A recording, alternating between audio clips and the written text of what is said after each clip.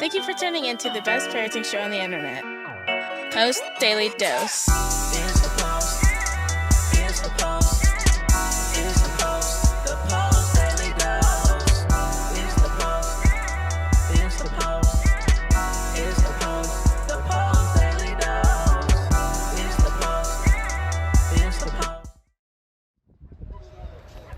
Hey, what's up, Facebook family? Welcome to another episode of Post Daily Dose with me, your trusted parenting advisor, faithful guide and servant on the healing journey. What's my name? Big Papa Brian+Post.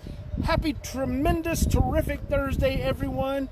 I'm not sure. I know for a fact you can't see behind me, but I'm out here on the bay in Crescent City. It's a beautiful, beautiful, beautiful day. My little stand isn't quite tall enough to let you see the view while I'm talking, and I'm actually not sure that this is going to get enough signal to broadcast the whole time. So if it doesn't, it may cut off, and I'll just continue talking until I finish.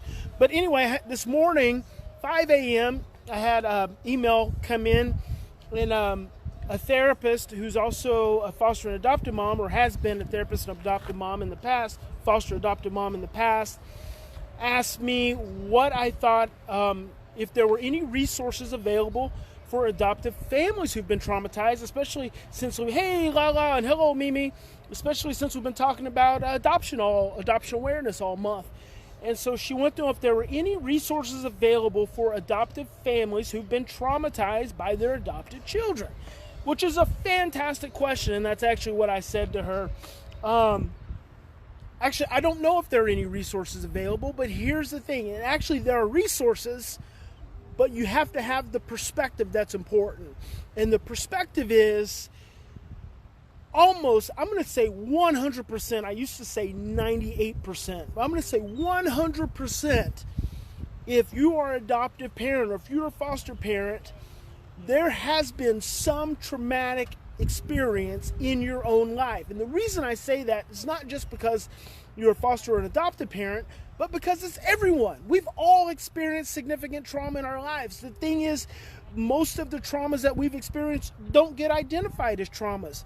They don't get labeled as traumas. We don't have an opportunity to express, process, and understand them. So we just get over them and we just carry through our lives.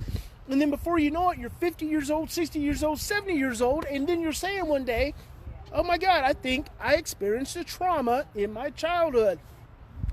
None of us are absent trauma in our lives. And as soon as we can embrace that and start thinking that we're special because we didn't have trauma, the more aware and more awake we will become about the impact and the way trauma and stress shows up in our lives. And if you didn't experience any direct trauma in your life, here's the thing, your parents probably did, which means it affected you. And we just have to get real with that. And so my response to the postie this morning was, the problem is that there's resources. Going to therapy is a resource.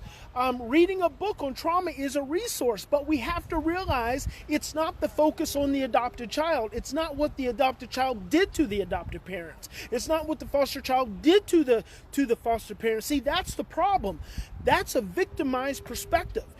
That's portraying the child as a perpetrator in the adult's life. And as long as that's the focus, so an adoptive parent could go to a therapist or they could go to a seminar or whatever, if the focus is on the experience that they had at the hands of the child, then it's setting them up to be victimized, and it's not giving them an opportunity for healing to happen in their own lives.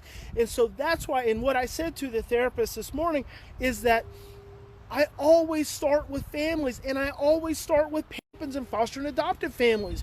You have traumatized children placed in the homes of adults who've experienced traumas, but they're not aware of it anymore because we're older, and the older we get, the further away from that we get. And when that happens, we become unconscious. And so all of a sudden you have this child who's traumatized and sends off these stress signals to you, and then I think actually that's the gods telling me that that's probably enough. So I'm actually going to just leave it at that. Remember, if you're an adoptive parent or foster parent, go in, get some therapy on yourself. Think about what your own history is. some of your own triggers and challenges. Big Papa loves you. God bless each and every one of you. Remember, in any given situation, we always have two choices. We can continue to be overwhelmed and stressed out and fearful from our same imprints of stress and fear, or we can stop, breathe with me, take 3 to 10 deep breaths, check out that scenery, and choose love. God bless everyone. We'll see you tomorrow.